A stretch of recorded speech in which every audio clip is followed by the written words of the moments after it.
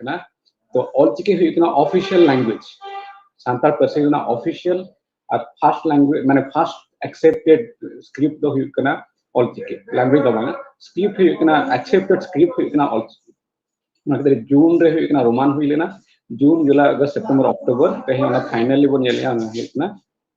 olchiki te जोहार असन life रे सनम को सागुन दाराम नोआ डिजिटल दुनिया रे गूगल ट्रांसलेट आदि हर गेबन व्यवहार आकदा एनते खान जहा गूगल ट्रांसलेट रे जहा दो सांताली लैंग्वेज रेना ऑलचिकी स्क्रिप्ट एड बांग ताहे कना मेनखान नित जुदी आबो गूगल ट्रांसलेट बोन नेला ओडे आबो बोन नेल दाया जहा दो आबोना जहा सांताली लैंग्वेज ओना रना जहा ऑलचिकी स्क्रिप्ट ओना एड आकना जहा दो नित आबो स्क्रिप्ट बोन नेल दाया और ओना लेकाते जहा लेका दो आबोना सांताली लैंग्वेज कोना जे कोनो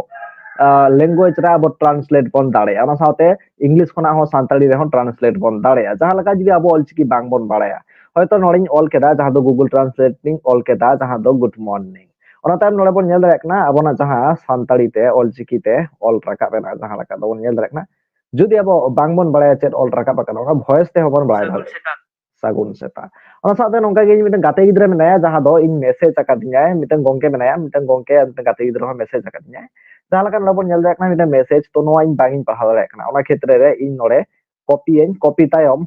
इन चलाइन गूगल ट्रांसलेट रे सेन तायम इन नोडे ओना टाइम पेस्ट गोदका पेस्ट तायम नोडे जहां वॉइस ऑप्शन मेना सगुन सिंगर जोहार नोडे वॉइस ते ओना मेता दिया जे चेत रे ओला कदाय ओना लेकाते आज रिप्लाई हम दाड़िया ओना साथे जहां जदी बेंगोली कना पे एंड हिंदी इंग्लिश आपे आपे लैंग्वेज लेकाते आबोना जहां चिकी ओना ट्रांसलेट होपे दाड़िया पे से जदी जहां जहां रिप्लाई एमाया जदी चिकी दिगे रिप्लाई एमाया एनखान इन जदी बेंगल खना कने वेस्ट बेंगल खना कने तो इन नोडे बेंगोली तेन पुइलुन लेया आमी काज करछि बस नोआ जहां आमी काज करछि नोआ दो बेंगोली ते और ओना लातार रे बन नेल रेखना जादो सांताली ते ऑल राकाब एना चे ऑल राकाब कना ओना हो इन नोडे प्ले आबन कना हा इनकमिंग कना नोटा कॉपी काते व्हाट्सएप रे आज मैसेज हमन दाड़ाया बट नोआ रे जहां वॉइस ऑप्शन ओनाटा नित धाबि आरी को एटा मेनखान आदि तेद गे कामी नोआ रे हुया कना जहां लका दो आबोना जहां सांताली लैंग्वेज ओना को एटा कदा मेनखान नुना सारहावना कामी नुना गौरवपना कामी अकोय को कामी केदा चिका लेकाते उहियर हेजना नोंकाना मिटeng चिकी बन एटा से सांताली लैंग्वेज नोआ जहां गूगल ट्रांसलेट कना नोआ रे बन एटा तो उनको गोंके को के तेहन आबो सावते जपलाव रे मेना कात को कथा आबन ओका लेकाते नोआ को उहियर केदा चिका लेकाते नोआ कामी हुयना चिका लेकाते सक्सेस को नाम केदा तिना दिन खना को कामी था सनाम लेकना कथा बन बड़ाय दाड़े गोंके नो चैनल रे सागुंदराम ना साथे जोहार नेहो रोई गोंके मिमिते आपे को जदि उपरुम पे एम किया अरे नापाय को एथोब रे सुकु गोंके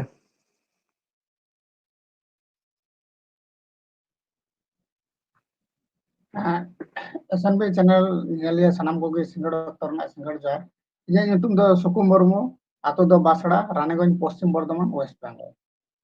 अच्छा प्रशांत गोंके मा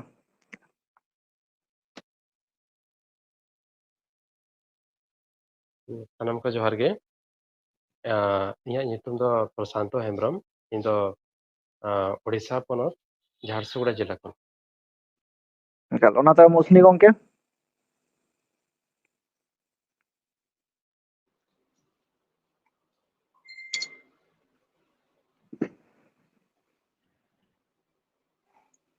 सनाम को जोहार गे इनई कनी आर अश्विनी मंजन मुर्मू ओडिशा पनत खन मयूरभंज जिला एकेबारे आयमा साराव ना सावते अब साव जपलाव रे मेना कदिया विजेंद्र गोंके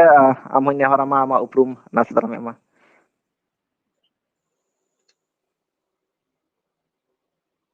जतो को जोहार गे इnya एकदम विजेंद्र हंसदा बोकारो जिला झारखंड खन एकेबारे ओना सावते नोडे रामजीत टुडू गोंके बन नाम कदिया गोंके आमा हो नासे धारा उपरुम मेमा अड़ी नापाय बुझा सनम को जोहार गे इनी रामजीत टुडू और ओड़ा तो ना मयूरभंज जिला अब ओडिशा पनत रे और इन ना 2014-15 से ना सांताली पश्चिमी डिजिटाइजेशन लगे कमी केना जोहार ᱮᱠᱟᱞ ᱟᱭᱢᱟ ᱥᱟᱨᱦᱟᱣ ᱱᱩᱱᱟᱹᱜ ᱵᱮᱥ ᱠᱟᱹᱢᱤ ᱦᱚᱨᱟ ᱞᱟᱹᱜᱤᱫ ᱮᱛᱚᱦᱚᱵ ᱨᱮ ᱨᱟᱢᱡᱤᱛ ᱴᱩᱰᱩ ᱜᱚᱝᱠᱮ ᱴᱷᱮᱱ ᱠᱷᱚᱱᱟᱜ ᱜᱤᱧ ᱮᱛᱚᱦᱚᱵᱟ ᱴᱩᱰᱩ ᱜᱚᱝᱠᱮ ᱡᱟᱦᱟᱸ ᱞᱮᱠᱟ ᱦᱚᱸᱜᱼᱚᱭ ᱡᱟᱦᱟᱸ ᱜᱩᱜᱩᱞ ᱴᱨᱟᱱᱥᱞᱮᱴ ᱱᱚᱰᱮ ᱡᱟᱦᱟᱸ ᱞᱮᱠᱟ ᱚᱞᱪᱤᱠᱤ ᱛᱮ ᱱᱤᱛ ᱯᱮ ᱧᱮᱞ ᱪᱚ ᱠᱟᱫᱟ ᱥᱮ ᱡᱟᱦᱟᱸ ᱞᱮᱠᱟ ᱚᱞᱪᱤᱠᱤ ᱦᱚᱸᱠᱚ ᱵᱟᱲᱟᱭ ᱫᱟᱲᱮᱭᱟᱜᱼᱟ ᱱᱚᱰᱮ ᱠᱷᱚᱱᱟᱜ ᱮᱱᱠᱷᱟᱱ ᱱᱚᱣᱟ ᱩᱭᱦᱟᱹᱨ ᱚᱠᱟ ᱞᱮᱠᱟᱛᱮ ᱦᱮᱡ ᱮᱱᱟ ᱡᱮ ᱱᱚᱣᱟ ᱜᱩᱜᱩᱞ ᱴᱨᱟᱱᱥᱞᱮᱴ ᱨᱮ ᱚᱞᱪᱤᱠᱤ ᱦᱚᱸᱵᱚᱱ ᱢᱮᱥᱟᱭᱟ? ᱯᱩᱭᱞᱩ ᱛᱮ ᱚᱞᱪᱤᱠᱤ ᱵᱟᱝᱢᱟ ᱥᱟᱱᱛᱟᱲᱤ ᱞᱟᱹᱜᱤᱫ ᱞᱮᱝᱜᱩᱭᱮᱡ ᱚᱸᱰᱮ ᱮᱰ ᱵᱟᱝ ᱛᱟᱦᱮᱸ ᱠᱟᱱᱟ ᱜᱩᱜᱩᱞ ᱴᱨᱟᱱᱥᱞᱮᱴ ᱨᱮ ᱠᱚᱱᱴᱨᱤᱵᱤᱭᱩᱥᱚᱱ ᱞᱟᱹᱜᱤᱫ ᱛᱚ ᱡᱚᱠᱷᱚᱱ ᱜᱮ ᱱᱚᱝᱠᱟ ᱢᱤᱫᱴᱤᱡ ᱥᱩᱵᱤᱫᱷᱟ ᱦᱮᱡ ᱮᱱᱟ ᱡᱮ ᱵᱟᱝᱟ ᱟᱵᱚ ᱥᱟᱱᱛᱟᱲᱤ ᱯᱟᱹᱨᱥᱤ ᱛᱮᱦᱚᱸ ᱵᱚᱱ ᱠᱚᱱᱴᱨᱤᱵᱤᱭᱩᱴ ᱫᱟᱲᱮᱭᱟᱜᱼᱟ ᱟᱨ ᱡᱚᱠᱷᱚᱱ ᱜᱮ ᱠᱳᱢᱯᱟᱱᱤ ᱯᱟᱦᱴᱟ ᱠᱷᱚᱱᱟᱜ ᱢᱤᱫᱴᱤᱡ ᱵᱟᱝ ᱟᱠᱚᱣᱟᱜ ᱱᱤᱡᱚᱥᱥᱚ ᱢᱤᱫᱴᱟᱝ ᱤᱯᱷᱳᱨᱴ ᱵᱟᱭ ᱵᱮᱱᱟᱣ ᱠᱟᱱᱟ ᱡᱮ ᱵᱟᱝᱟ ᱟᱵᱚ ᱥᱟᱱᱛᱟᱲᱤ ᱞᱮᱝᱜᱩᱭᱮᱡ ᱢᱤᱫᱴᱟᱝ ᱴᱨᱟᱱᱥᱞᱮᱥᱚᱱ ᱯᱷᱤᱪᱟᱨ ᱠᱚ ᱮᱢᱟ ᱵᱚᱱᱟ ᱜᱩᱜᱩᱞ ᱴᱨᱟᱱᱥᱞᱮᱴ ᱨᱮ ᱛᱚ ᱚᱱᱠᱟᱜᱮ ᱛᱟᱭᱚᱢ ᱟᱫᱚ ᱟᱞᱮ ᱡᱟᱦᱟᱱᱟᱜ ᱣᱤᱠᱤᱢᱤᱰᱤᱭᱟ ᱜᱨᱩᱯ ᱢᱮᱱᱟᱜᱼᱟ ᱟᱞᱮ ᱵᱷᱤᱛᱨᱤ ᱠᱷᱚᱱᱟᱜ ᱜᱮ ᱟᱞᱮᱨᱮᱱ ᱤᱭᱟᱹ ko ᱡᱟᱦᱟᱸ ᱞᱮᱠᱟ ᱯᱨᱚᱥᱟᱱᱛ ᱦᱮᱢᱵᱨᱚᱢ ᱠᱟᱨᱤᱭᱟ ᱵᱟᱥᱠᱮ ᱱᱩᱠᱩ ko ᱥᱩᱠᱩ ᱢᱩᱨᱢᱩ ᱱᱚᱝᱠᱟ ko gomke ko ᱟᱹᱰᱤ ᱪᱷᱩᱴᱟᱹᱣ ᱠᱟᱛᱮ ᱛᱟᱭᱚᱢ ᱚᱱᱟ ᱢᱤᱫᱴᱟᱝ ᱯᱷᱤᱪᱟᱨᱥ ᱯᱨᱚᱥᱟᱱᱛ ᱜᱚᱢᱠᱮ ᱥᱯᱮᱥᱟᱞᱤ ᱚᱱᱟᱨᱮ ᱡᱩᱲᱟᱹᱣ ᱛᱟᱦᱮᱸ ᱠᱟᱱᱟ ᱜᱩᱜᱩᱞ ᱥᱟᱶ ᱠᱚᱱᱮक्ᱴ ᱠᱟᱛᱮ ᱩᱱᱠᱩ ᱥᱟᱶ ᱢᱟᱱᱮ ᱥᱟᱱᱛᱟᱲᱤ ᱯᱷᱤᱪᱟᱨ ᱮᱰ ᱞᱟᱹᱜᱤᱫ ᱠᱤᱱ ᱨᱤᱠᱳয়েস্ট ᱠᱤᱱ ᱮᱢ ᱞᱮᱫ ᱠᱚ ᱛᱟᱦᱮᱸᱱ ᱛᱟᱨ ᱚᱱᱟ ᱛᱟᱭᱚᱢ ᱥᱟᱱᱛᱟᱲᱤ ᱯᱷᱤᱪᱟᱨ ᱦᱮᱡ ᱮᱱ ᱯᱚᱨᱮ ᱩᱱᱠᱤᱱᱟᱜ ᱟᱞᱮ ᱥᱟᱶ ᱠᱤᱱ ᱥᱮᱭᱟᱨ ᱠᱮᱜᱼᱟ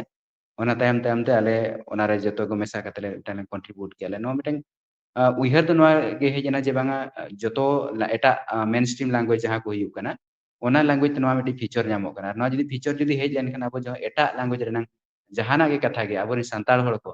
ᱟᱠᱚᱣᱟᱜ ᱱᱤᱡᱮᱨ ᱯᱟᱹᱨᱥᱤ ᱛᱮ ᱴᱨᱟᱱᱥᱞᱮᱴ ᱠᱟᱛᱮ ᱠᱚ ᱚᱱᱟ ᱡᱤᱱᱤᱥ ᱠᱚ ᱵᱩᱡᱷᱟᱹᱣ ᱫᱟᱲᱮᱭᱟᱜᱼᱟ ᱡᱚᱛᱚ ᱦᱚᱲ ᱢᱟ ᱤᱝᱞᱤᱥ ᱢᱟ ᱵᱟᱵᱚ ᱵᱩᱡᱷᱟᱹᱣ ᱫᱟᱲᱮᱭᱟᱜ ᱜᱮᱭᱟ ᱛᱚ ᱮᱱᱠᱷᱟᱱ ᱟᱵᱚ ᱡᱩᱫᱤ ᱱᱚᱝᱠᱟᱱ ᱢᱤᱫᱴᱟᱝ ᱱᱤᱦᱟᱹᱛ ᱯᱷᱤᱪᱟᱨ ᱦᱤᱡᱩᱜ इंग्लिश ते जहानाक को ऑल को बाखान एटा लैंग्वेज ते बांग्ला ते बाखान हिंदी ते जहानाक को ऑल को ओना जिनिस को आबा परसी ते तर्जुमा करते आबो बन पढ़ाव दाड़े आर बन चेक दाड़े आबन बाड़ाय दाड़े आबन तो नोनका करते गे मिटांग उइहर मिटि हेज एना একেবারে আইমা সারো এনকান নিতিন চালা প্রশান্ত গংকে টেন প্রশান্ত গংকে একেবারে জাহা লেকা দো রামজিৎ গংকে মেন কে গিয়া ওনা লেকাতে আম ঠেনো কুকলিং দহয়া হয় নোয়া চিকা লেকাতে উইহার হেজেন তামা যে গুগল ট্রান্সলেট রে আবনা জাহা চিকি কানা ওনা বন এটা বন আর দিসম হল হকো বাড়াই দাড়ে আকো চিকা লেকাতে উইহার কানা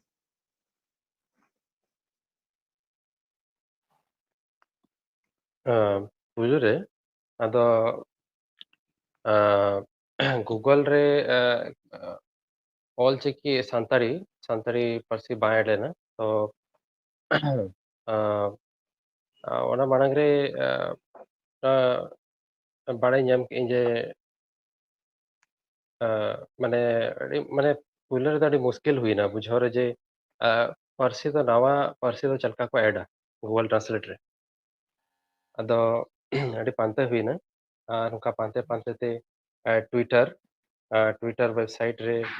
nito do na x.com ana do nitum Elon Musk ke change ke to ona website re paja huina to na Twitter madhyam te badai ke Twitter te badai ke je bitang dedicated website mena ana do Google Crowdsource ko meta to ona website in chala kate ona ding badai ñam ke जे नवा पारसी दो ना चलता को add Google translate रे और और ओना दी ते तो मिटन कम्युनिटी तैयार लगी ते को रिकमेंड दिया तो मेनखान एकला तमा बाय गनोआ ओना पारसी नवा पारसी एड रे ना गूगल रे नवा पारसी एड लगी उनका उना अलका को तो बांग कना ओना तो मिटन कम्युनिटी दरकार अडियामा हॉर ओना साला ते जोड़ा लगती कना marang marang professor marang marang language experts उनको का टीम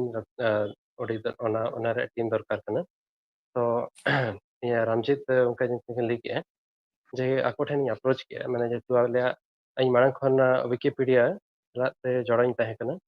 और आले ठेन मारang खन के लैंग्वेज एक्सपर्ट टीम और ये आइमा एक्सपर्टीज member group माने group का ताहे kan tale to menkan उनकुኝ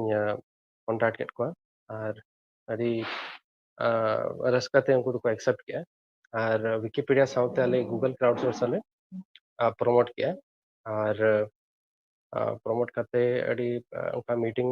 अड़ी गान उनका ले मीटिंग ले कराव किया और अस्मी दादा आमा इंस्टीट्यूशन खना उनका कम्युनिकेट करते ओडले मीटिंग बड़ा किया और ओनारे रिजल्ट नितो दो ना पिनल दरा कना जे ऑल चिकन नितो को ऐड किया और ओना खन हडी ये कथा करना चाहिए मारंग कथा करना जे मिटंग मिटंग सॉफ्टवेयर इंजीनियर आइजैक आइजैक ते nyutum आइजैक आर कैजुअल ते nyutum उनी तो सीनियर सॉफ्टवेयर इंजीनियर तने तो इनखान ट्विटर माध्यम ते आले कांटेक्ट कर दिया और आले फीडबैक ले मा दिया जे फुल चिकी हो जेहेतु मानन तो लैटिन को ऐड किया और ऑल चिकी तो बाको ऐड लाइन खान दले फीडबैक ले मा दिया और अड़ी टटका से जे उनी ना फीडबैक के एक्सेप्ट माने फीडबैक के आंजम के तले और बार चांदो भीतर रे ऑल चिकी ना इंत पे ñel दाया kana select kana ना होइना अरे ये तो कथन eka laima sarau prosanto gongke ona tayom ᱤᱧ ᱱᱚᱰᱮᱧ ᱦᱤᱡᱩᱜᱼᱟ ᱦᱟᱸᱜ ᱩᱥᱱᱤ ᱜᱚᱝᱠᱮ ᱴᱷᱮᱱ ᱩᱥᱱᱤ ᱜᱚᱝᱠᱮ ᱦᱚᱸᱜᱼᱚᱭ ᱱᱚᱣᱟ ᱡᱟᱦᱟᱸ ᱟᱯᱮᱭᱟᱜ ᱥᱴᱨᱟᱜᱮᱞ ᱮᱱᱠᱷᱟᱱ ᱛᱤᱱᱟᱹᱜ ᱫᱤᱱ ᱠᱷᱚᱱᱟᱜ ᱱᱚᱣᱟ ᱩᱭᱦᱟᱹᱨ ᱛᱟᱦᱮᱸ ᱠᱟᱱᱟ ᱛᱤᱱᱟᱹᱜ ᱫᱤᱱ ᱯᱚᱨᱮ ᱥᱟᱠᱥᱮᱥ ᱯᱮ ᱧᱟᱢ ᱠᱮᱫᱟ ᱱᱚᱣᱟ ᱥᱴᱨᱟᱜᱮᱞ ᱚᱠᱟ ᱞᱮᱠᱟ ᱛᱟᱦᱮᱸ ᱠᱟᱱᱟ ᱱᱚᱣᱟ ᱨᱮ ᱚᱠᱟ ᱞᱮᱠᱟ ᱟᱱᱟᱴ ᱮᱴᱠᱮᱴᱚᱬᱮ ᱪᱮᱫ ᱞᱮᱠᱟ ᱛᱟᱦᱮᱸ ᱠᱟᱱᱟ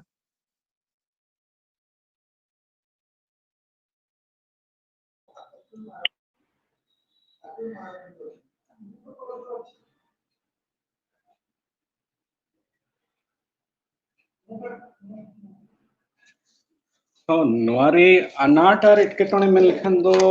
नोइन में ना जहाँ तिना तेहेना बन सेलेक्ट करना आले अकोय हम मिटन जगह रिन दले बांग करना मिटन टोठा रिन हले बांग करना अब जहाँ लेका बन बड़ा संताल दो अकोय सिंगर दिसम रेना अकोय दो ईयर में नया आसाम रे में नया अकोय दो उड़ीसा रे में नया अकोय दो बंगाल रे में नया और अकोय दो झारखंड रे में नया आले उड़ीसा रे में ना लिया नवा मिटन सेना अनाट एटकेटोने कना इखन आरहो नवा बात करते अकोय आले भितरी खन अकोय को पठुआ कना अकोय चक्रिया तापरे अकोय अकोय ओकर भेगर भेगर जगह रे अकोय कमी कना नवा मिटन दोसर जिनिस कना तेसर जिनिस इकरा नवा जो थोड़ा अनाट एटकेटोने मिना ओड़ा रे जे जहर घारोज रे जे जहर ओड़ा नवा मिटन एटकेटोने कना और अब सांताल बन बड़ाया इतना अब बीर बुरु उनका टोठा करे बन ताहेना जहां रे अब कनेक्टिविटी बांग ताहेना अब नेट बांग ताहेना अले तलारे मी धावते कंट्रीब्यूशन ले एमा बाखन जे आउटरीच इवेंट ले करावा ऑनलाइन उन जहां ओके नेट कनेक्शन ताहेना ओके बांग ताहेना तो नोना पेया पुइने जिनिस इकना सेना अनाटिनी बिछवा माने भेगार भेगार टोठा रे ताहे कते मिटन उइहर जतो मिठे अगु कते जतो हड़ा बैकग्राउंड भेगार भेगार गया once ᱮᱠᱟᱵᱟᱨᱮ ᱮᱱᱠᱷᱟᱱ ᱛᱤᱱᱟᱹᱜ ᱫᱤᱱ ᱞᱟᱦᱟ ᱠᱷᱚᱱᱟᱜ ᱱᱚᱣᱟ ᱨᱮᱯᱮ ᱩᱭᱦᱟᱹᱨ ᱟᱠᱟᱫᱟ ᱚᱱᱟ ᱛᱟᱭᱚᱢ ᱱᱚᱣᱟ ᱥᱟᱠᱥᱮᱥ ᱯᱮ ᱧᱟᱢ ᱮᱫᱟ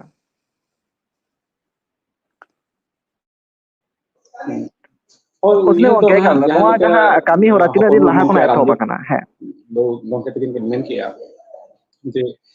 इनो माने एहब तो ना नो दो 2019 खन इन एहब लिया 2019 से सिंपली मिटन अकवा जहां गूगल सपोर्ट रे में ताहेना ओंडे मिटन रिक्वेस्टिंग एम लिया जे माने सांताल पर्सी हो लगती कना आज 2019 कुड़ी 21 अंक तो बांग हुई लेन के प्रोग्रेस जहां के प्रशांत गंके विकिपीडिया रे आलिसला जड़ायन खान आज है इंडिपेंडेंट तीन गन कमी कराए था जहां लगे कि मीडिया प्लेयर करे हो ऑल चिके अगुले ताहने और तीन गन ब्राउजर रे ऑल चिके अगुले ताहने तो ओंडे खन आज मेन के बांगा गूगल क्राउडसोर्स मिटन अडी भागी जिनिस कना नोरे अब गूगल ते वन अगु दाया नोआ 22 सेना कथा कना 2021 22 सेना कथा कना आदो ओंडे खन आले भेगार भेगार इंस्टीट्यूशन से लाले कोलैबोरेशन की या 21 22 खन 19 खन इन इनिशिएटिव ताहन जे मिटन रिक्वेस्ट एम करते एखन चे नो रेस्पॉन्स तो बांग नाम लेन है आदो ओका हर ते बन बोलना ओना प्रशांत आज डिटेक्ट किया अनकन 2021 22 को मेन रहेगा 22 रे गूगल क्राउडसोर्स कमी अडी बढ़ती है ना इंस्टीट्यूशन यूनिवर्सिटी और प्रोफेशनल राइटर्स को सला कोलैबोरेशन करते 2023 22 23 खन तो आदो कटी मूवमेंट ओना रे चला ना क्राउडसोर्स रे माने ओना रे ना गूगल ना वैलिडेशन और कंट्रीब्यूशन 23% तो बीटा वर्जन है लेना जहां बच्चे के है लेता है बीटा वर्जन रे फाइनली 24 जून रे ऑल जी के ट्रांसलेशन है ना इखाने अनादर रोमान रे ना है ओंडे खन बीटा वर्जन है जन तायम रोमान ते हेजना रोमान ते हेजन खान आले मने कटी अड़िसना ओना तम जहां लेका प्रशांत मेन करिया मी हर जहां सॉफ्टवेयर इंजीनियर उनी कैश चलका नितुम प्रशांत मोचारे बांग बोलन कना जाने तुम फॉरेनर आइजैक आर कैजुअल दो उनी साला आइजैक हाँ आइजैक क्लास सगे हुईना आइजैक कैसल पर्सनली आज मेल ते लई हुईना जे बंग एक्चुअली नोआ इशू कना माने इंडिया तीना पॉपुलेशन जहां की ऑल चिकी को एक्सेप्ट या जहां की अगेन इंस्टीट्यूशन में ना यूनिवर्सिटी करे ऑन ऑल चिकी ते चला कना इंडिया ना जहां सिविल सर्विस एग्जामिनेशन हुई कना ऑन ऑल चिकी ते चला कना जहां all India central writers association में ना उनको ऑल चिकी ते को व्यवहारिया केंद्र साहित्य एकेडमी जहां अवार्ड एमिया ओना ऑल चिकी ते चला कना तो बेसिकली माने 2020 2019 रेना जहां जर्नी ऑल चिकी माने ऑल चिकी गूगल रे हजुमा ओना अब 2024 रे बन जाम एकेबारे प्रशांत गंके ठेन आरिन चला गंके जहां लका नित धाबी जहां नेलोक कना अड़ी बेस ट्रांसलेट को गानोक कना बुटा बुटी हिजुक कना एनते खान आरो चेचेर कामी होरा इम्प्रूव लेन खान आरो बेसोआ आरो माने बेसते आरो को यूज दाड़ेया आरो सुविधा तको चलका उहेर को मेना गूगल ट्रांसलेट रे ऑल चिकी दो 17 अक्टूबर 17 अक्टूबर रेना ना दो ने ने को सेलेक्ट का और गूगल अड़ी भरा प्रोडक्ट मेना जेमन जीमेल मेना गूगल ब्लॉग मेना क्रोम ब्राउजर मेना ते और हेमा उनका अड़ी भरा एप्लीकेशन मेना ते तो नितो दो खाली मिटांग प्रोडक्ट रगे ना सांतली दो ऐड करना ओना हुईना गूगल ट्रांसलेट और गूगल ट्रांसलेट रे हो तीनगान फीचर मेना जेमती आवन अक्वा जहां वेबसाइट मेना translate.google.com ओंडे इमेज ट्रांसलेशन बन कर रे आर बंखान वेबसाइट ट्रांसलेशन मेना और टेक्स्ट ट्रांसलेशन और नितो दना खाली टेक्स्ट बन ट्रांसलेट दाड़े और ओना सला ते ना तीनगान एप्लीकेशन जेमती कि मोबाइल एंड्रॉइड एप्लीकेशन रे वॉइस रे हो ना नितो दो फीचर को ऐड का मेनखान नितो दो जहां बन ट्रांसलेट या ओना रे अब दो वॉइस आउटपुट हबन जान दरा कना तो मेनखान जदि फ्यूचर बिन मेना इन्या दो अड़ी भरा उनका ये मेना फीचर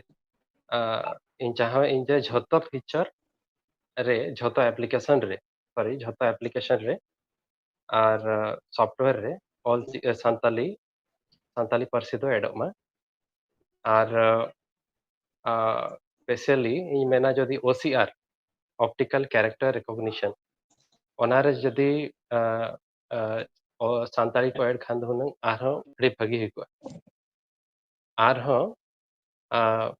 जी बोर्ड जहां अपन डेली लाइफ रे बन यूज है जहां जहां ओना स्वाइपिंग फीचर मेना स्पीच टू टेक्स्ट जहां फीचर मेना ओना जदि हे लेखन अड़ी भागी इंतो कमी चालू कना आर मिटन जिनिस लई सनी कना जे ना जतो मा इना हुइना इन चाहो इन ना जतो फीचर जे एडो लगित ते और जेहेतु इन बन बड़ाया कि अब सानताड़ जहां सानताड़ी कम्युनिटी फीचर को को दरकार तको एनखान आको ना फीडबैक जहां ऑप्शन में ना ऐप बाखान दो वेबसाइट रे गूगल ट्रांसलेट वेबसाइट बाखान दो जहां प्रोडक्ट रे मिटन सेंड फीडबैक रे मिटन ऑप्शन तहना मेखान ऑर्डर चलाव करते अब रिक्वेस्ट दड़ा को गूगल डायरेक्टली बन रिक्वेस्ट दड़ा को जे नवा फीचर ताले दरकार एनखान जहां मेजॉरिटी हर को रिक्वेस्ट गूगल दो ऑटोमेटिकली ओना चेतान रे कमी स्टार्ट आए और ओना फीचर रे ओना एप्लीकेशन बाखान सॉफ्टवेयर बाखान ओना टेक्नोलॉजी रे अब सांताड़ी एडो तबना इन एकला मेन लेखा दो बाय गानो ओना जिनिसटा ओना खातिर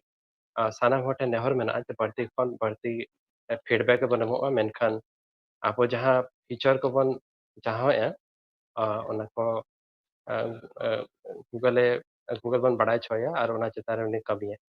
ओना हिसाब ते आले कैंपेन और जहां तीना उनका प्रोग्राम मेना ओना तुले करावा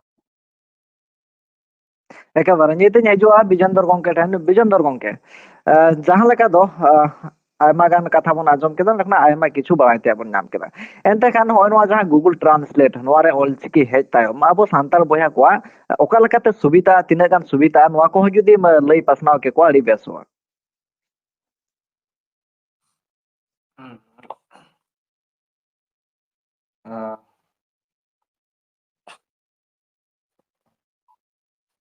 Uh, ᱤᱧ ᱤᱧ ᱯᱟᱦᱴᱟ ᱥᱮᱫ ᱠᱷᱚᱱ ᱫᱚ ᱤᱧ ᱞᱮᱠᱟ ᱛᱮᱜᱮ ᱦᱟᱸᱜ ᱞᱟᱹᱭ ᱛᱟᱵᱚᱱ ᱞᱮᱠᱷᱟᱡ ᱫᱚ ᱢᱚᱸᱡᱽ ᱠᱚᱜ ᱠᱮᱭᱟ᱾ ᱡᱮᱞᱮᱠᱟ ᱤᱧᱟᱹᱜ ᱮᱠᱥᱯᱮᱨᱤᱭᱮᱱᱥ ᱛᱟᱦᱮᱸ ᱠᱟᱱᱟ, ᱱᱤᱦᱟᱹᱛ ᱟᱨ ᱡᱮᱞᱮᱠᱟ ᱤᱧ ᱥᱟᱶᱛᱮ ᱜᱚᱲᱚ ᱜᱚᱯᱲᱚ ᱛᱟᱦᱮᱸᱭᱮᱱᱟ᱾ ᱱᱚᱛᱮ ᱤᱧ ᱱᱚᱰᱮ ᱡᱷᱟᱲᱠᱷᱚᱸᱰ ᱨᱮᱭᱟᱜ ᱱᱚᱣᱟ ᱵᱳᱠᱟᱨᱳ ᱡᱮᱞᱟ ᱥᱮᱫ ᱠᱷᱚᱡ ᱫᱚ ᱦᱟᱸᱜ ᱤᱧ ᱮᱠᱟᱭ ᱜᱮ ᱢᱤᱱᱟᱹᱧᱟ᱾ ᱛᱚ ᱱᱚᱣᱟ ᱡᱚᱠᱷᱚᱱ ᱜᱩᱜᱚᱞ ᱴᱨᱟᱱᱥᱞᱮᱴ ᱨᱮ ᱱᱚᱣᱟ ᱥᱟᱱᱛᱟᱞᱤ ᱵᱟᱝ ᱛᱟᱦᱮᱸ ᱠᱟᱱᱟ, ᱟᱫᱚ ᱤᱧᱦᱚᱸ ᱚᱱᱟ ᱨᱮᱫᱚ ᱩᱱᱟᱹᱜ ᱡᱟᱹᱥᱛᱤ ᱫᱚ ᱟᱭᱰᱤᱭᱟ ᱫᱚ ᱵᱟᱝ ᱛᱟᱦᱮᱸ ᱠᱟᱱᱟ, ᱟᱨ ᱱᱤᱛ ᱨᱮᱦᱚᱸ ᱟᱹᱰᱤᱜᱟᱱ ᱡᱤᱱᱤᱥ ᱚᱱᱠᱟ ᱵᱟᱰᱟᱭ ᱛᱮᱜᱮ ᱢᱮᱱᱟᱜᱼᱟ᱾ ᱟᱨ ᱯᱟᱨᱥᱟᱱᱛᱟ ᱜᱚᱝᱠᱮ ᱦᱟᱸᱜ ᱨᱟᱢᱡᱤᱛ ᱜᱚᱝᱠᱮ ᱛᱟᱠᱚ ᱥᱮ ᱟᱥᱚᱱᱤ ᱜᱚᱝᱠᱮ ᱛᱟᱠᱚ ᱦᱟᱸᱜ ᱥᱟᱶᱛᱮ ᱢᱮᱱᱟᱜ ᱠᱚᱣᱟ᱾ ᱟᱨ ᱡᱩᱫᱤ ᱱᱩᱠᱩ ᱦᱟᱸᱜ ᱥᱟᱶᱛᱮᱜᱮ ᱢᱮᱱᱟᱜ ᱠᱚᱣᱟ ᱠᱷᱟᱱ ᱫᱚ ᱱᱟᱦᱟᱜ ᱟᱨᱦᱚᱸ ᱚᱱᱠᱟ ᱢᱟᱱᱮ ᱞᱟᱹᱭ ᱞᱟᱹᱯᱟᱹᱭ ᱠᱟᱛᱮ ᱜᱮ ᱟᱨᱦᱚᱸ ᱱᱚᱛᱮ ᱠᱷᱚᱡ ᱜᱚᱲᱚ ᱫᱚ ᱛᱟᱦᱮᱱ ᱜᱮᱭᱟ᱾ ᱡᱮᱞᱮᱠᱟ ᱡᱟᱦᱟᱱ ᱤᱱᱥᱴᱤᱴᱤᱭᱩᱴ ᱦᱩᱭᱱᱟ ᱥᱮ ᱤᱭᱩᱱᱤᱵᱷᱟর্সিটি ᱠᱚᱞᱮᱡᱽ ᱠᱚ ᱦᱩᱭᱱᱟ, ᱛᱚ ᱦᱟᱱᱛᱮ ᱱᱟᱛᱮ ᱠᱚ ᱡᱩᱫᱤ ᱜᱚᱲᱚ ᱛᱟᱦᱮᱱᱟ ᱠᱷᱟᱱ ᱫᱚ ᱱᱚᱛᱮ ᱠᱷᱚᱱ ᱦᱚᱸ ᱤᱧᱟᱹᱜ ᱯᱩᱨᱟᱹ ᱜᱚᱲᱚ ᱜᱮ ᱛᱟᱦᱮᱱᱟ᱾ ᱟᱨ ᱡᱟᱦᱟᱸ ᱛᱤᱱᱟᱹᱜ ᱱᱤᱛᱚᱜ ᱦᱚᱸ ᱦᱩᱭ ᱤᱫᱤᱜ ᱠᱟᱱᱟ, ᱛᱚ ᱱᱤᱝᱠᱟ ᱯᱩᱨᱟᱹ ᱠᱳᱥᱤᱥ ᱨᱮ ᱢᱮᱱᱟᱜᱼᱟ᱾ ᱡᱚᱠᱷᱚᱱ ᱞᱟᱦᱟᱛᱮ ᱚᱱᱟ ᱜᱩᱜᱚᱞ ᱴᱨᱟᱱᱥᱞᱮᱴ ᱵᱟᱝ ᱛᱟᱦᱮᱸ ᱠᱟᱱᱟ, ᱛᱚ ᱚᱱᱠᱟ ᱟᱞᱮ ᱨᱮᱦᱚᱸ ᱵᱟᱰᱟᱭ ᱵᱟᱝ ᱛᱟᱦᱮᱸ ᱠᱟᱱᱟ᱾ ᱠᱷᱟᱹᱞᱤ ᱢᱚᱱᱮᱨ ᱛᱟᱦᱮᱸ ᱠᱟᱱᱟ ᱠᱤ ᱦᱤᱱᱫᱤ ᱠᱷᱚᱱ ᱤᱝᱞᱤᱥ ᱨᱮ ᱢᱟᱱᱮ ᱵᱟᱲᱟᱭ ᱦᱩᱭᱩᱜᱼᱟ ᱪᱤᱠᱟᱛᱮ, ᱡᱮᱥᱮ ᱤᱝᱞᱤᱥ ᱛᱮ ᱵᱟᱹᱧ ᱵᱟᱰᱟᱭᱮᱫ ᱛᱟᱦᱮᱱᱟ, ᱥᱮ ᱟᱨᱦᱚᱸ ᱚᱱᱠᱟ ᱥᱟᱨᱪ ᱵᱟᱲᱟ ᱦᱩᱭᱩᱜ ᱠᱟᱱᱟ ᱡᱟᱦᱟᱸᱭᱟᱜ ᱢᱳᱵᱟᱭᱤᱞ ᱠᱚᱛᱮ ᱟᱯᱱᱟᱨᱟᱜ ᱛᱮᱦᱚᱸ᱾ ᱛᱚ ᱵᱟᱝ ᱵᱟᱰᱟᱭ ᱠᱷᱟᱱ ᱫᱚ ᱪᱮᱫ ᱪᱤᱠᱟ ᱦᱩᱭ ᱠᱚᱜ ᱠᱮᱭᱟ, ᱚᱱᱠᱟ ᱦᱤᱱᱫᱤ ᱠᱷᱚᱱ ᱤᱝᱞᱤᱥ ᱛᱮᱜᱮ ᱧᱮᱞ ᱦᱩᱭᱩᱜ ᱠᱟᱱ ᱛᱟᱦᱮᱸᱱᱟ᱾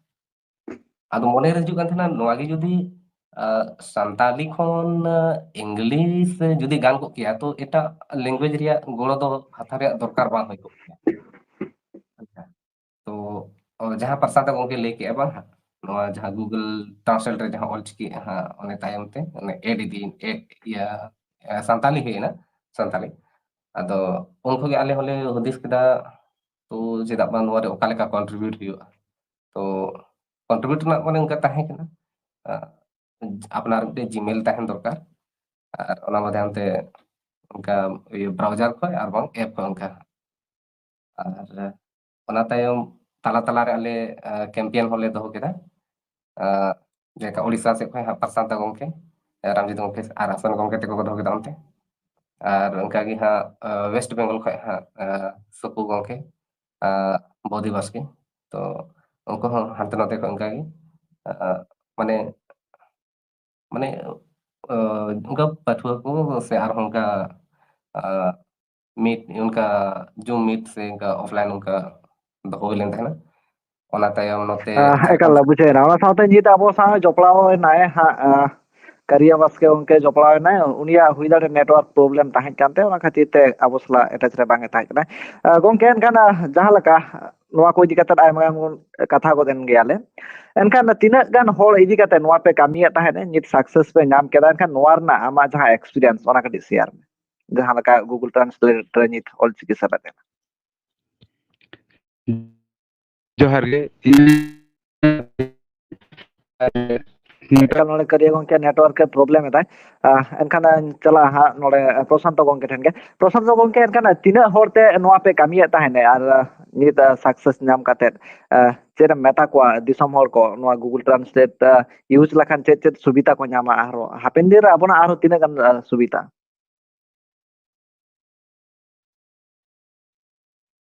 ᱯᱳᱭᱞᱳ ᱨᱮᱫᱚ ᱱᱟᱦᱟᱜ ᱯᱳᱭᱞᱳ ᱨᱮ ᱡᱚᱛᱚ ᱞᱮ ᱥᱴᱟᱨᱴ ᱠᱮᱜᱼᱟ ᱞᱮ, ᱩᱱ ᱡᱚᱦᱚᱜ ᱫᱚ ᱟᱹᱰᱤ ᱠᱚᱢ ᱞᱮ ᱛᱟᱦᱮᱸ ᱠᱟᱱᱟ, ᱪᱮᱫ ᱠᱤ ᱡᱟᱦᱟᱸ ᱛᱤᱱᱟᱹᱜ ᱚᱱᱠᱟ ᱩᱭᱠᱤᱯᱤᱰᱤᱭᱟ ᱠᱷᱚᱱ ᱡᱟᱦᱟᱸ ᱛᱤᱱᱟᱹᱜ ᱚᱱᱠᱟ ᱢᱮᱢᱵᱟᱨ ᱠᱚᱨᱮ ᱛᱟᱦᱮᱸ ᱠᱟᱱᱟ, ᱩᱱᱠᱩ ᱠᱚ ᱥᱟᱶᱱᱟᱜ ᱠᱟᱱᱟ ᱠᱚᱱᱴᱨᱤᱵᱤᱭᱩᱥᱚᱱ ᱫᱚ ᱱᱟᱦᱟᱜ ᱠᱚᱱᱴᱤᱱᱤᱭᱩ ᱛᱟᱦᱮᱸ ᱠᱟᱱᱟ᱾ ᱛᱟᱨᱯᱚᱨᱮ ᱤᱱᱟᱹ ᱛᱟᱭᱱᱚᱢ ᱟᱭᱰᱤᱭᱟ ᱠᱮᱜᱼᱟ ᱞᱮ ᱟᱨᱦᱚᱸ ᱵᱟᱹᱲᱛᱤ ᱠᱚᱱᱴᱨᱤᱵᱤᱭᱩᱴᱟᱨᱥ ᱪᱮᱫ ᱞᱮᱠᱟ ᱞᱮ ᱧᱟᱢ ᱠᱚᱣᱟ᱾ ᱢᱮᱱᱠᱷᱟᱱ ᱥᱩᱢᱤᱱ ᱫᱟᱫᱟ ᱩᱱᱠᱩᱣᱟᱜ ᱩᱱᱤᱭᱟᱜ ᱱᱟᱦᱟᱜ ᱟᱭᱢᱟ ᱤᱱᱥᱴᱤᱴᱤᱭᱩᱥᱚᱱ ᱥᱟᱞᱟᱜ ᱚᱱᱠᱟ ᱡᱚᱲᱟᱣ ᱛᱟᱦᱮᱸ ᱠᱟᱱᱟ ᱢᱟᱲᱟᱝ ᱠᱷᱚᱱ ᱜᱮ, ᱛᱚ ᱮᱱᱠᱷᱟᱱ ᱟᱞᱮ ᱰᱟᱭᱨᱮᱠᱴᱞᱤ ᱩᱱᱠᱩ ᱤᱱᱥᱴᱤᱴᱤᱭᱩᱴ ᱠᱚᱞᱮ ᱠᱚᱱᱴᱟᱠᱴ ᱠᱮᱫ ᱠᱚᱣᱟ ᱟᱨ ᱚᱱᱠᱟᱛᱮ ᱟᱞᱮ ᱥᱴᱩᱰᱮंᱴ ᱠᱷᱚᱱ ᱥᱴᱩᱰᱮंट ᱞᱮ ᱠᱚᱱᱴᱟᱠᱴ ᱠᱮᱫ ᱠᱚᱣᱟ ᱩᱱᱠᱩ ᱡᱟᱹᱥᱛᱤ ᱞᱮ ᱵᱟᱹᱲᱛᱤ ᱠᱷᱚᱱ ᱵᱟᱹᱲᱛᱤ ᱞᱮ ᱱᱮᱦᱚᱨ ᱠᱮᱫ ᱠᱚᱣᱟ ᱠᱤ ᱯᱮ ᱡᱮᱦᱮᱛᱩ ᱥᱟᱱᱛᱟᱲᱤ ᱚᱱᱟ ᱥᱟᱵᱡᱮक्ᱴ ᱞᱮᱠᱟ ᱯᱟᱲᱦᱟᱜ ᱠᱟᱱᱟ ᱢᱮᱱᱠᱷᱟन ᱟᱯᱮ ᱡᱩᱫᱤ ᱯᱮ ᱠᱚᱱᱴᱨᱤᱵᱤউᱴ ᱠᱷᱟᱱ ᱫᱚ ᱟᱹᱰᱤ ᱵᱷᱟᱜᱮ ᱦᱩᱭᱩᱜᱼᱟ ᱪᱮᱫᱟᱜ ᱪᱮ ᱢᱟᱲᱟᱝ ᱚᱱᱠᱟ ᱯᱟᱵᱽᱞᱤᱠ ᱠᱚᱨᱮ ᱞᱮ ᱟᱲᱟᱜ ᱵᱟᱲᱟ ᱠᱮᱜᱼᱟ ᱚᱱᱟ ᱞᱤᱝᱠ ᱟᱨ ᱪᱮᱫ ᱞᱮᱠᱟ ᱠᱚᱱᱴᱨᱤᱵᱤউᱴ ᱟᱠᱚ ᱢᱮᱱᱠᱷᱟन ᱟᱹᱰᱤ ᱵᱟᱹᱲᱤᱡ ᱠᱚᱱᱴᱨᱤᱵᱤউᱥᱚᱱ ᱞᱮ ᱧᱟᱢ ᱠᱮᱜᱼᱟ ᱟᱨ ᱜᱩᱜᱳᱞᱟᱜ ᱢᱤᱫᱴᱟᱝ ᱯᱚᱞᱤᱥᱤ ᱠᱟᱱᱟ ᱡᱮ ᱡᱟᱦᱟᱸ ᱛᱤᱱᱟᱹᱜ ᱠᱚᱱᱴᱨᱤᱵᱤউᱥᱚᱱ ᱦᱤᱡᱩᱜᱼᱟ ᱚᱱᱟ ᱫᱚ ᱡᱷᱚᱛᱚ ᱠᱳᱣᱟᱞᱤᱴᱤ ᱠᱚᱱᱴᱨᱤᱵᱤউᱥᱚᱱ ᱛᱟᱦᱮᱱ ᱢᱟ ᱟᱫᱚ ᱢᱮᱱᱠᱷᱟन ᱟᱞᱮ ᱯᱟᱵᱽᱞᱤᱠ ᱨᱮᱫᱚ ᱱᱟᱜ ᱩᱱᱟᱹᱜ ᱵᱟᱞᱮ ᱟᱲᱟᱜ ᱞᱮᱜᱼᱟ ᱚᱱᱟ ᱞᱤᱝᱠ ᱠᱚ ᱪᱮᱫᱟᱜ ᱥᱮ ᱟᱹᱰᱤ ᱥᱯᱟᱢᱤᱝ ᱦᱩᱭᱩᱜ ᱠᱟᱱ ᱛᱟᱦᱮᱸᱫ ᱵᱷᱮᱜᱟᱨ ᱢᱟᱱᱮ ᱮᱴᱟᱜ ᱥᱠᱨᱤᱯᱴ ᱠᱚᱨᱮ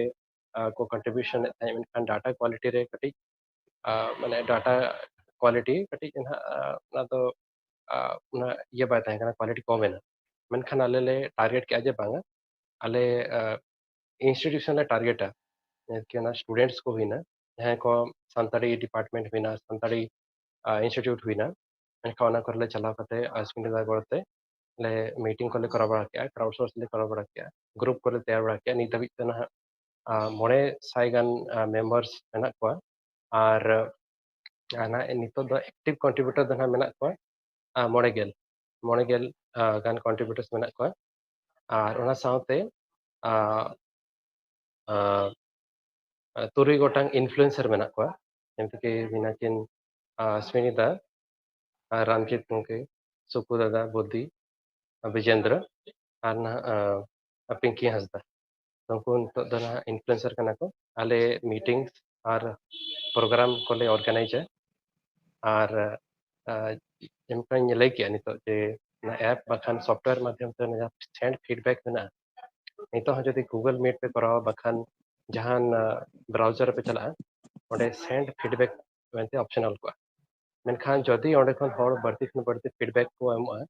जे आले मिटा एग्जांपल इन बाबेन कन है ना जमते कि गूगल क्रोम रे दो ना जहाना ऐप कना ओना दो संताड़ी ते बनुआ मेनखान जदि हर बढ़ती खन बढ़ती फीडबैक को एमआ जे बांगा आले क्रोम ब्राउजर संताड़ी ते दरकार मेनखान आले ठेन रिक्वेस्ट हिजुआ इन्फ्लुएंसर रिक्वेस्ट को नेमा और आले इन्फ्लुएंसर मीटिंग मखान प्रोग्राम ले करावा और प्रोग्राम कराव करते ऑर्डर खन डायरेक्ट डाटा ले कलेक्टा अना तो ऑफिशियल हिसाब से अना तो कलेक्ट करते हैं आले टेक्निकल टीम ले फॉरवर्ड आना डाटा और तीन गान प्रोसेसिंग हुई इन पर अना दो ना क्रोम ब्राउजर ना दो संताड़ी ते ट्रांसलेट ना तो हिना वर्क फ्लो कना और ट्रांसलेट रे संताड़ी एन खादो ना दो अडी आइबा उनारे एप्लीकेशन को मेना अनलिमिटेड पॉसिबिलिटी मेना पुलो रे दो स्टूडेंट जहां वो संताड़ी स्टूडेंट मेना को स्कॉलर्स मेना को और उनको फर्स्ट अड़ी लाभ को ᱧᱟᱢᱟ ᱱᱚᱣᱟ ᱨᱮᱭᱟᱜ ᱪᱮᱫᱟᱜ ᱪᱮ और जहाँ तीन उनका मटेरियल में इंग्लिश ते जहाँ ऑल को उनको तो ऑल चिकी को दाड़ा माखान ऑल चिकी के बाको बड़ाया अब कल्चर बाबा जो ढेर बड़ा सन को खान आखो तो ऑल चिकी खन संताड़ी खन तो इंग्लिश ते को ट्रांसलेट दाड़ा और दोसर बिना जहाँ उनको टेक्निकल टीम जहाँ अब डाटा एनालिसिस को करावा रिसर्च को करावा उनको लगी हड़ी आयबा पॉसिबिलिटी में चेदा से आले सानताली विकिपीडिया रे नित हबीज तेदो गेल हजार गान आर्टिकल में तो अड़ीगान डाटा में तो चेतान रे को रिसर्च दाड़ा और भविष्य रे गूगल ट्रांसलेट हो इम्प्रूव लिखते हैं तो विकिपीडिया इनडायरेक्टली हेल्प एम और तेसार हुईना जे तीना गान टोला रे हड़ को विदेशी फॉरेनर्स को चला ऑल चिकीते अलुकोग कना मेनखान उनको मोबाइल ते स्कैन करते हो उनको इंग्लिश ते को बाय दाड़ा बखा जहाना एटा मदर लैंग्वेज ते को जाना बांग ते को ना तो को बाय दाड़ा मेनखान नवा को दो ना फीचर कना ओना रे को लाभ को इदी दाड़ा और मिटन चलो फीचर आयमा मेना एकल मा और मिटन अड़ी मारंग फीचर कना ओना हुना वॉइस टू टेक्स्ट ट्रांसलेशन और टाइपिंग तो नेतार पिnya दाड़ा हिंदी इंग्लिश बांग्ला आयमा उनका इंडियन लैंग्वेज में ना तो मारंग खन के वॉइस टू टेक्स्ट फीचर में ना मेनखान तो ने ने गन हेज कना नोरिया संताड़ी ते को ऐड का ना हो अड़ी अड़ी अड़ी अड़ी हेल्पफुल तहना चेदा चे टाइपिंग रे तो अडी गान टाइम आबा नष्ट कना मेनखान द वॉइस टाइपिंग खान द अडी अलगाते अडी लगन नाना द ये आना द स्टूडेंट और स्कॉलर्स अडी गान हेल्प को चलो आयमा सारा एनखान मुचाद रे सुकु गंके दिसम हर तेहना नोंकाना दिन रे आपे जहां कामी होरा सारी गे आड़ी गरब को अटकारा तेहन abona chiki hola hasan laha kana ape ko khatir ar mita nawa uprum nyam kedai ekha mucha re disom hol ko chet disu dis chet message am sodara ko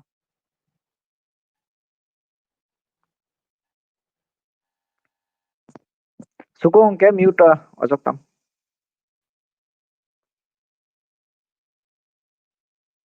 jain khan suko ke bangi ajom nyam da enkhan usni gonke mucha re chet disom hol ko chet disu dis ar chet message am sodara ko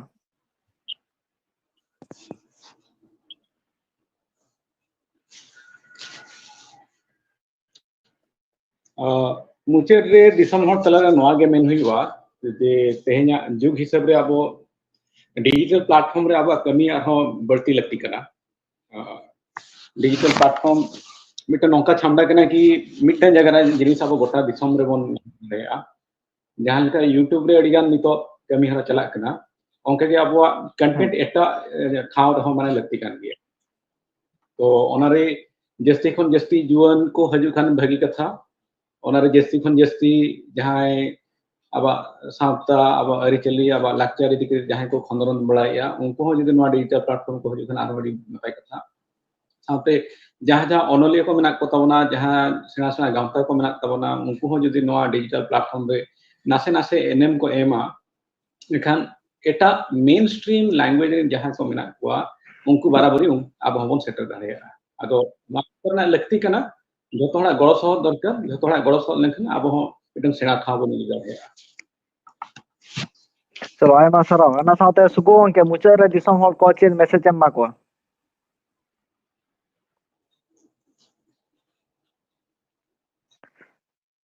jani kan suku ke bangi anjom nyame dai insano nya bijendor gongke then bijendor gongke muchad re disom hor tala re chet message am sodora ama नितो जहाँ नितो library कना जहाँ चिकिते जहाँ रे जुदे हुड़ां को ᱧᱟᱢᱚᱜ कना खान दो उनका कैंपेन माध्यम ते चाहे जहाँ नितो बाडाय ताबना को जेलेका तो स्टूडेंट लेका निको से राइटर को तो उनारे थोड़ा गान गोड़ो को एम दाड़े मा जहाँ हुड़ां ᱧᱟᱢᱚᱜ ना कटे को सुधारे दी माना जुदे इनका कहीं ᱧᱟᱢᱚᱜ कना खा और ओना जतो को बाडाय चो को नितो दो नोआ चिकी ते बोन व्यवहार इंग्लिश को डायरेक्ट एटा पार्सी को व्यवहार थना ओना नितो दो आबो पार्सी को एटा पार्सी रे डायरेक्ट बोन बाडाय जारे नितो आना तिनका नितो दो बांग हिजुआ ओना किंतो ओना कि मिटे रिका होय अंत दो नासेना प्रूफ भी होइना गो नासेना चलो आयमा सारा ona साथे मुचad re ramjit tudu gongke thano balai tena tahena muchad re chet disu disam sodora ko Sudhir नुआ एम सनया जे नितो अब मिटांग डिजिटल जुग रे मिटांग बोन चला कना तो डिजिटल रे जुग जखन चला कना डिजिटली अब जहां मेना पर्सी मेना अब लाय लाक्चर मेना नोनकान जिनिस को नोंग पर्सी में नुआ रे इदी कते अब किछि कमी हुई abona जहां इदी कते अब जहां मेना रोड आड़ांग मेना नुआ सिविल आड़ांग मेना नुआ जायजुग लगे जीव ताहे दारे अब जुआन को जदी मांग तबन हिजुआ जहां को नुआ सांताली पर्सी बन बड़ाया भागी सही पर्सी तुलड़िया चिकी तुलड़िया को जदी मांग से बन हिजुआ नुआ पर्सी डिजिटल रे अगु लगी एनखान दो अब नुआ पर्सी मेना नुआ सुदा दिन लगी जीव ये ताहेना चलो आयमा सारा मुचad laha re ekbare prosanto gongke nase dhara opinion balai lakti kana prosanto gongke ekbare muchad re chena meta ko disom hol ko सालाम को ठने और मेना जे बढ़ती खन बढ़ती कंट्रीब्यूशन से बनामोआ इन मिटांग फार्मूला इन तैयार का मेनखान एसटीएन को मता सेता तिके नार निदा तो बढ़ती खन बढ़ती कंट्रीब्यूशन से बनामोमा फीडबैक बनामोमा जहां ना फीडबैक रे बटन पे ᱧᱟᱢᱟन ना ती रे थंब लेखा मिटे तहना गुटा लेखा तहना ओनारे फीडबैक बढ़ती खन बढ़ती एमो पे और जहां सानताड़ रोड को बड़ाया में और पढ़ाओ बाको बड़ाया फॉर्मल एजुकेशन बन तकवा नवा वो ट्रांसलेट दम को अडी अडी ना हेल्प को है गोड़ा मा को ना ये पे और इन मेता को जे ᱚᱞ ᱪᱮᱫᱚᱜ ᱯᱮ, ᱚल सेणाय पे सानताड़ी ते और बढ़ती खन बढ़ती डिजिटल कंटेंट जहाँ मेना इंटरनेट रे ओना ना बढ़ती खन बढ़ती एम छोटो पे ब्लॉग करो पे फेसबुक रे व्हाट्सएप करे ऑल चिकी बढ़ती खन बढ़ती व्यवहार पे और अब जहाँ ना अब ऑल कना अब ऑल लेक्चर कना अब ऑल अब हिस्ट्री अब जहाँ लिटरेचर कना ओना बंचाव दो लिखते यहाँ पर बढ़ती खन बढ़ती कंट्रीब्यूशन एकेबारे आयमा साराव नुना घड़ी ऑक्तो एम लगी ते ओना साउते नुना दामान मिद कमी होरा सदर लगी ते से कमी रे सक्सेस पे नाम किदा आयमा आयमा साराव ताहन कना आयमा आयमा साराव ओना साउते जास्ती गुना जास्ती नेहर पिया ऑलचिकी जास्ती व्यवहार तावन पे आबोना जहां उपरुम कना ओना आस्ते आस्ते ते दिसोम हर तला रे पासना से आबोना उपरुम बांचा बोन दोह दाड़ेया आबोना जहां ऑल तलाते रहो आयमा आयमा साराव उनके नुना घड़ी ऑक्तो एम लगी ते नुना घड़ी गलमाराव लगी ते मानका मुचरा सनाम को गे सागुन जोहार